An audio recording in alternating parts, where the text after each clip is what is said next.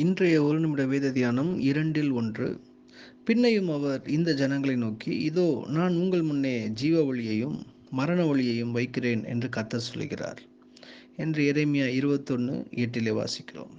பாருங்கள், இந்த நேரத்தில் நமக்கு முன்னதாக கொடுக்கப்பட்ட 2 காரியங்கள். ஒன்று ஜீவனுக்கு ஏதுவான வழி, இன்னொன்று மரணுக்கு ஏதுவான வழி. இந்த 2 ஆப்ஷன் தான் நமக்கு முன்பாக வைக்கப்பட்டிருக்கிறது.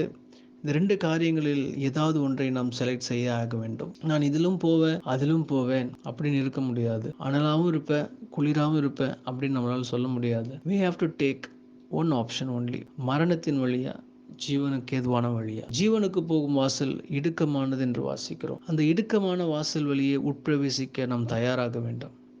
இடுக்கமான வாசலுக்குள் போவது அவ்வளவு சுலபம் அல்ல. நீங்கள் உலகத்திற்குள்ள பாவத்திற்குள்ளே போவது ரொம்ப ஈஸி. விசாலமான வாசல், எப்படி வேணால் வாழலாம், எப்படி வேணால் போகலாம்.